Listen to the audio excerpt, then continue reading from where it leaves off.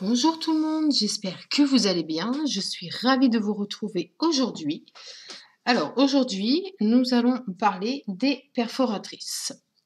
Alors, la semaine dernière, je vous avais fait une petite démonstration sur un lot de tampons et de sa perforatrice, qui est le lot les tulipes intemporelles et la perforatrice Ma Tulipe. Mais cette fois-ci, je vais vous parler des différentes perforatrices que je possède.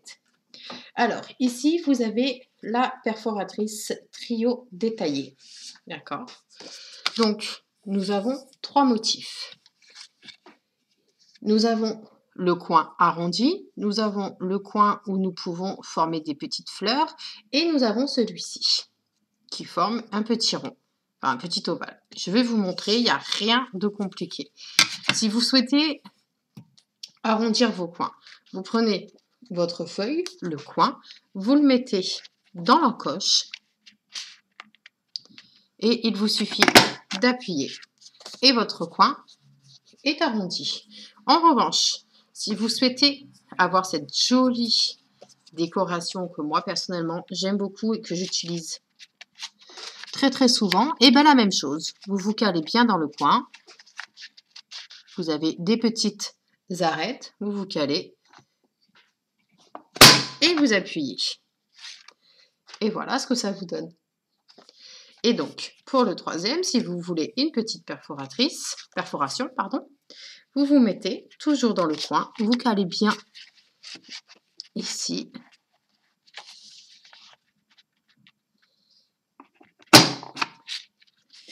Et voilà, vous avez votre petite perforation. Donc en fait, l'écart est beaucoup plus grand sur celui-ci. Comme vous pouvez le voir, on peut faire ces perforations où on souhaite. Vous voyez, vous pouvez le faire tout le long de votre feuille. Alors, maintenant, je vais vous parler d'une perforatrice que j'utilise de temps en temps et que j'aime beaucoup, qui nous permet de faire de jolies étiquettes. Parfois, les perforatrices sont beaucoup plus rapides à utiliser que les matrices de découpe. Les matrices de découpe, il faut sortir la machine, il faut mettre nos plaques, il faut sortir le dies, alors que là, vous mettez votre sentiment et vous faites votre perforation. Hop. Tout simplement, vous prenez, vous vous calez bien, d'accord? Et voilà ce que ça en ressort. Ça nous donne une jolie petite étiquette. Donc, vous pouvez utiliser l'étiquette comme telle pour mettre vos sentiments, mais également ici, là, vous pouvez mettre, admettons que ce soit un panneau de matage. Juste en dessous, vous pouvez y mettre votre sentiment. Il y a plusieurs possibilités d'utiliser cette perforatrice. Maintenant, je vais vous parler de celle-ci. Vous inquiétez pas, vous avez tous les liens sur l'article du blog qui est en barre d'infos. Et vous avez tous les détails sur chaque perforatrice que je vous présente aujourd'hui. Donc, nous avons celle-ci. Celle-ci permet de faire de jolies étiquettes également. Donc, ici, vous avez un espace. Donc, si je ne me trompe pas, je crois que c'est 5 cm qu'il ne faut pas dépasser. Voilà, c'est exactement 5,1. Donc, on va découper un morceau de papier de 5 cm de large. Après, la dimension, on s'en fiche dans le sens où